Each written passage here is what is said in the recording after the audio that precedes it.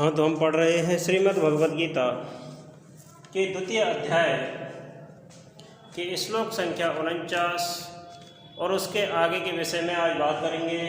अभी तक हम श्लोक संख्या 48 तक के श्लोकों के अर्थ, व्याख्याएं और उदाहरण सहित अन्वय आदि कार्य कर चुके हैं। अब 49वां श्लोक। तो अभी तक भगवान श्री कृष्ण ने कर्म के विषय में, यानी कि जब आत्मज्ञान के बारे में भगवान श्री कृष्ण कह चुके हैं, तब उसके बाद कर्म के विषय में भगवान श्री कृष्ण अर्जुन को उपदेश दे रहे हैं कि हे अर्जुन, कर्म श्रेष्ठ है और कर्म का बीज काम होता है और उसका फल बंधन होता है। तब भगवान श्री कृष्ण ने ये कहा कि संग रहित कर्म करने से ही तुम्हारी क्या होगी? सिद्धि होगी। कर्म रहित यानी संग रहित होकर कर्म करना, अर्थात अनासक्त कर्म करना ही मनुष्य का कर्तव्य होना चाहिए।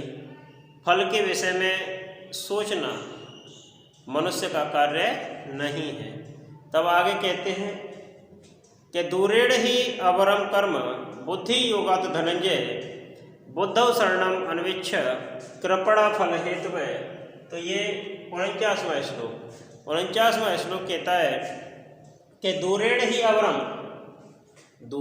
अवरम कर्म बुद्धि योगात धनंजय बुद्धौ शरणम अन्विच्छ कृपणा फल हेतु। तो भगवान श्री कृष्ण कहते हैं कि फल के विषय में क्यों नहीं सोचना चाहिए, क्योंकि फल के विषय में सोचने वाला कृपणा फल हेतु है। फल के विषय में अर्थात फल की इच्छा रखने वाला व्यक्ति दीन होता है, कृपण होता है। तब इसका अन्वय होगा कि धनंजय बुद्धि योगात कर्म दूरेण अवरम बुद्धौ शरणम अन्वेक्ष ही फल हेतवः कृपणा। तो धनंजय, हे अर्जुन, बुद्धि योगात उस ज्ञान योग से कर्म करना, दूरेण माने अत्यंत ही, अवर माने तुक्ष है, यानी ज्ञान योग से कर्म अत्यंत तुक्ष है। बुद्धौ शरणम अन्वेक्ष, बुद्धौ शरणम बुद्धि में, ज्ञान में समत्व यानी समता होना, समत्व बुद्धि रूप ज्ञान में, शरणम माने आश्रय, अन्वेक्ष माने ग्रहण करो ही, क्योंकि फल हेतु है कृपणा, फल के निमित्त वाले अर्थात फल की इच्छा रखने वाले कृपणा दीन होते हैं। तो इस श्लोक का जो अर्थ है, साधारण अर्थ होगा कि हे अर्जुन, बुद्धि योग से कर्म अत्यंत तुच्छ है, अर्थात बुद्धि योग से कर्म अत्यंत तुच्छ है। कर्म आसान है, तो तुम बुद्धि योग का आश्रय ग्रहण करो। किसका आश्रय ग्रहण करो? बुद्धि योग का आश्रय ग्रहण करो, क्योंकि फल की वासना वाले, फल की इच्छा रखने वाले कृपण होते हैं। तो यहाँ इस श्लोक का जो प्रसंग है, वो प्रसंग क्या है? तो प्रसंग यही है कि इस श्लोक के माध्यम से निष्काम कर्म या बुद्धि योग का महत्व प्रतिपादित किया जा रहा है। यानी भगवान श्री कृष्ण युद्ध क्षेत्र में अर्जुन को उपदेश देते समय इस श्लोक के माध्यम से निष्काम कर्म अथवा बुद्धि योग का महत्व समझा रहे हैं। सकाम कर्म की निंदा की गई है। सकाम कर्म से तात्पर्य है जहाँ कर्म में फल की इच्छा निहित हो, ऐसा कर्म सकाम कर्म कहलाता है। तो इस श्लोक में सकाम कर्म की निंदा करते हुए भगवान श्री कृष्ण निष्काम कर्म और बुद्धि योग का महत्व प्रतिपादित कर रहे हैं। ठीक है, इस प्रकार अर्थ हो जाएगा कि धनंजय है अर्जुन, बुद्धि योग से कर्म दूरेण अवरम, कर्म अत्यंत तुच्छ है, तो बुद्धौ शरणम अन्वेक्ष, तुम बुद्धि का आश्रय ग्रहण करो, बुद्धि योग का आश्रय ग्रहण करो, बुद्धि रूप ज्ञान में को ग्रहण करो, तुम बुद्धि योग का आश्रय लो ही फल हेतु है कृपणा, क्योंकि फल का हेतु चाहने वाले, फल की इच्छा रखने वाले कैसे होते हैं? कृपण होते हैं। तो पहली बात। दूसरी बात, अब जब हम इसे विस्तार रूप देंगे तो विस्तार रूप में हमें लिखना है कि बुद्धि योग गीता का अनुपम देन है, श्रेष्ठ देन है। क्या? बुद्धि योग। बुद्धि योग गीता की अनुपम देन है। ममता को त्याग कर समता पूर्वक कर्म करना ही बुद्धि योग का अभिप्राय है। ममता, मोह, तृष्णा, ईर्ष्या, इन सब को त्याग कर कर्म करना बुद्धि योग का क्या है? अभिप्राय है। विषय कामना, आसक्ति और दीनता से दूर रहकर कर्म करना, विषय कामना, आसक्ति, दीनता, इन सब से दूर रहकर कर्म करना बुद्धि योग का ध्येय है, बुद्धि योग का उद्देश्य है। सुख दुख, लाभ हानि, इन सभी में समान रहना, इन सभी में समान रहकर कर्म करना बुद्धि योग है। तो भगवान श्री कृष्ण ने कहा कि हे अर्जुन, बुद्धि योग से कर्म अत्यंत तुच्छ है, तो तुम बुद्धि का आश्रय ग्रहण करो, क्योंकि फल की इच्छा रखने वाले कृपण होते हैं, कंजूस होते हैं। ठीक है। तब भगवान श्री कृष्ण कहते हैं कि देखो, मनुष्य जब तक जीवित रहता है तब तक कर्म करता है, अर्थात जब तक संसार है तब तक व्यवहार है। कहते ना, जीना जब तक सीना, है ना। तो जब तक जीवन है तब तक कर्म करता है मनुष्य। तो फिर अच्छे कर्म क्यों ना करें, तुच्छ कर्म क्यों किए जाएं? अर्थात हमें तुच्छ कर्म नहीं करने चाहिए, निम्न स्तर के कार्यों को नहीं करना चाहिए, फल के हेतु के कारण फल की इच्छा से युक्त कर्मों को नहीं करना चाहिए, क्योंकि जब तक हमें जीना है, जब तक जीवित रहना है, तब तक कर्म निश्चित रूप से करना है। तो कहने का आशय यही है भगवान श्री कृष्ण का कि हे अर्जुन,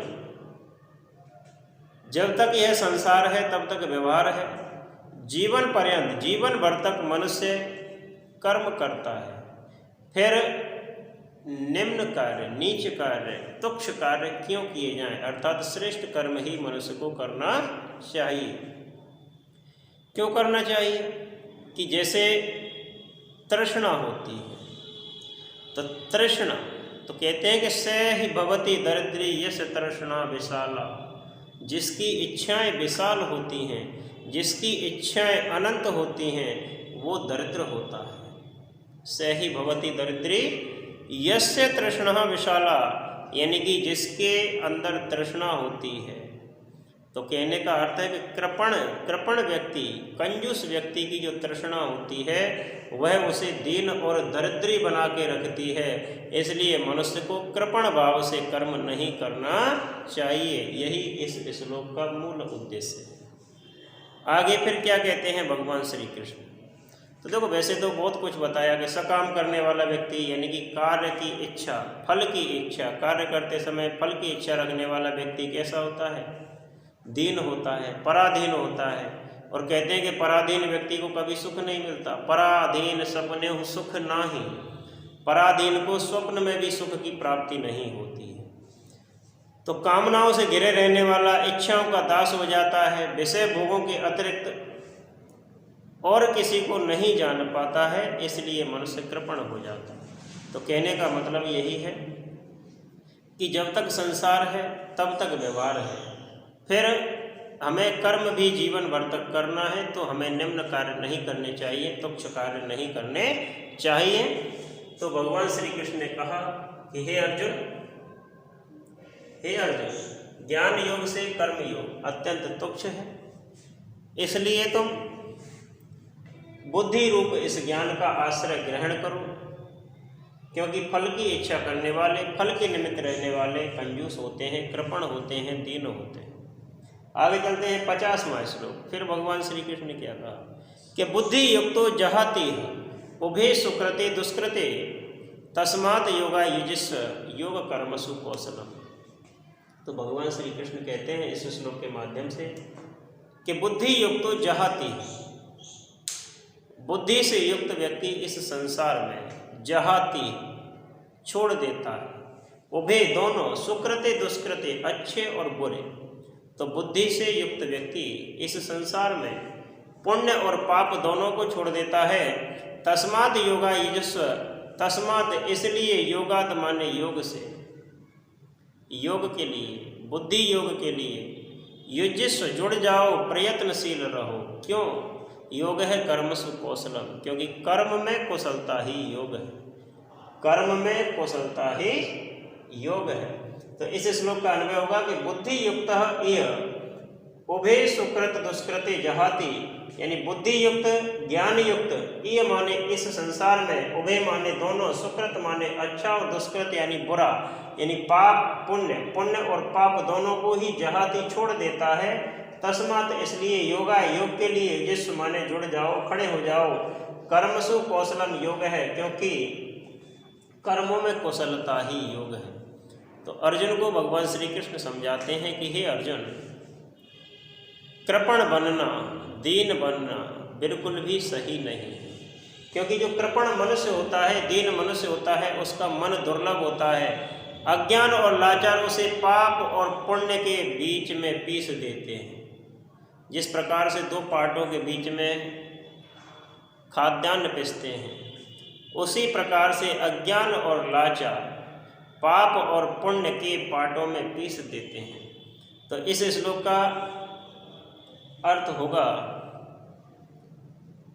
अर्थ ये अन्वय हो गया। अर्थ जैसे बुद्धि युक्त, ज्ञान युक्त यह इस लोक में उभे दोनों, सुकृत दुष्कृत, पुण्य और पाप को जहाती छोड़ देता है। तस्मात इसलिए है अर्जुन, योगा योग के लिए जो जुड़ जा, कर्मसु कर्मों में, कौशलम कुशलता ही योग है। तो भगवान श्री कृष्ण कहते हैं कि हे अर्जुन, बुद्धि युक्त लोग इस संसार में पुण्य और पाप दोनों को छोड़ देता है, इसलिए बुद्धि योग के लिए तुम प्रयत्नशील रहो, बुद्धि योग के लिए कर्म करो, क्योंकि कर्म में कुशलता ही योग है। जब हम इसे विस्तृत रूप में व्याख्या करेंगे तो देखो, सबसे पहले तो प्रसंग क्या है कि प्रसंग यही है कि अपने कर्तव्य का निर्वहन करना, अपने कर्तव्य मार्ग पर चलना ही योग है। कृपण मनुष्य, जैसा पहले श्लोक में बताया, इससे पहले वाले में, कि कृपण मनुष्य पाप से जुड़े रहते हैं, पाप में पड़े रहते हैं, लेकिन जो बुद्धि योग का आश्रय लेकर कर्म करने वाला होता है, वह मनुष्य पाप से छूट जाता है और पुण्यों को भी छोड़ करके आगे बढ़ता है। कहने का तात्पर्य है कि बुद्धि योग से कार्य करने वाले व्यक्ति के पुण्य पीछे पीछे दौड़ते हैं। तो अर्थ सीधा सा है कि बुद्धि युक्त लोग इस संसार में पुण्य और पाप, उभे सुकृत दुष्कृति, उभे माने दोनों, सुकृत दुष्कृत, पुण्य और पाप दोनों को जहाती छोड़ देता है। इसलिए बुद्धि योग के लिए प्रयत्नशील रहो, कर्म में कुशलता ही योग है। आगे इसकी जब हम व्याख्या करेंगे, देखेंगे कि इस संसार में अज्ञान और लाचारी कृपण मनुष्य को पाप और पुण्य के पापों में पीस देती है।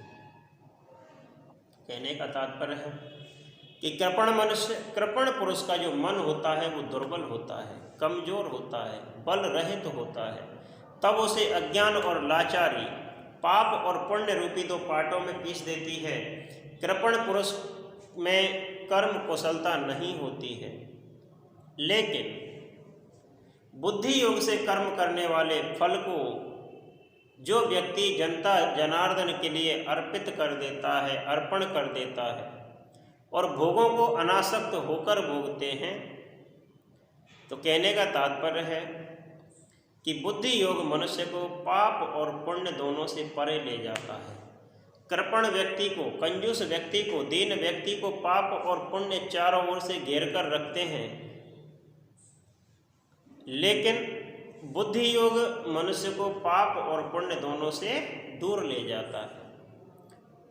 कर्म योगी की यह विशेषता होती है कि वह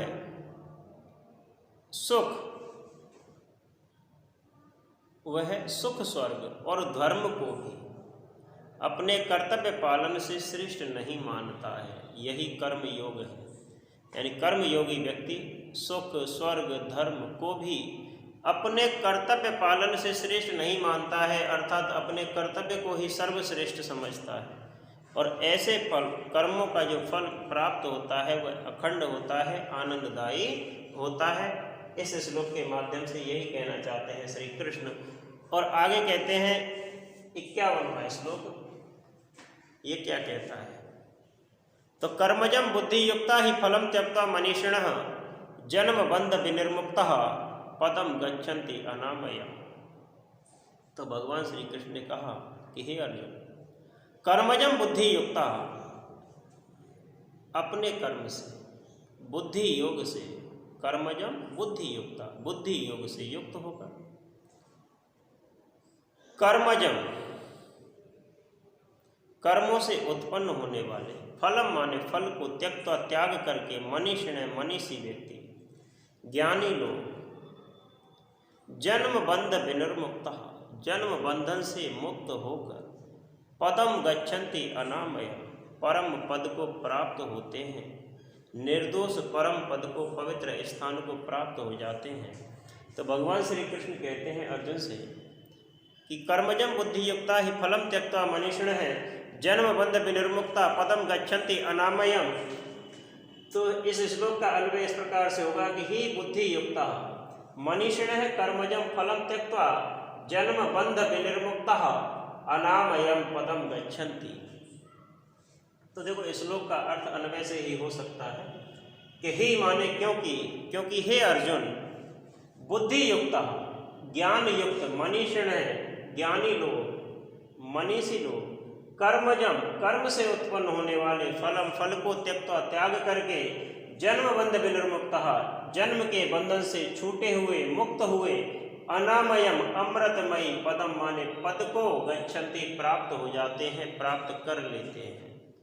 तो भगवान श्री कृष्ण कहना चाहते हैं कि हे अर्जुन, जो ज्ञानी लोग बुद्धि योग से युक्त होकर, जो ज्ञानी लोग बुद्धि योग से युक्त होकर कर्मों का संपादन करते हैं, तो ऐसे ज्ञानी लोग कर्म से उत्पन्न होने वाले फल को छोड़कर निश्चित रूप से जन्म बंधन के निर्दोष, जन्म बंधन से छूटकर निर्दोष परम पद को प्राप्त कर लेते हैं। अर्थात जन्म और बंधन के बंधन से, यानी जन्म मरण रूपी बंधन से मुक्त हो जाते हैं।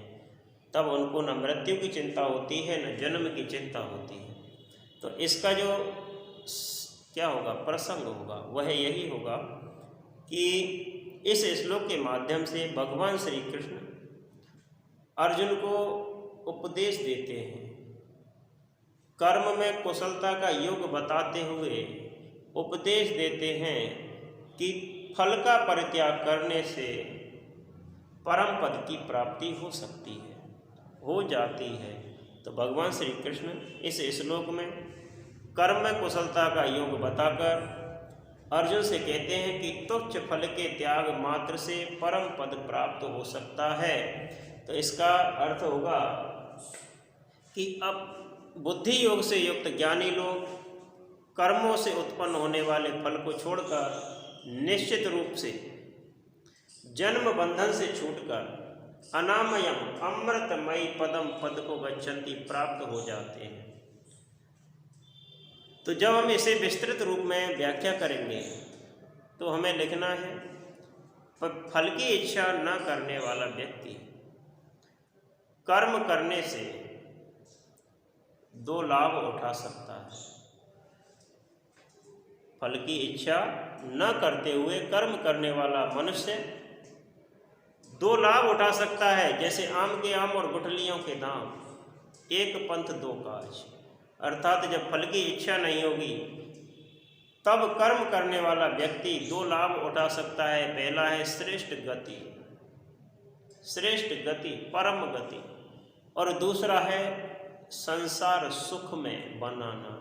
उसको ये संसार सुख में लगता है, उसे न कोई दुख होता है, न रोग शोक ईर्ष्या काम क्रोध मोह आदि नहीं होते। तो भगवान श्री कृष्ण कहते हैं कि हे अर्जुन, फल की इच्छा नहीं रखकर कर्म करने से दो लाभ प्राप्त हो सकते हैं। पहला है श्रेष्ठ गति और दूसरा है संसार सुख में बन जाता है।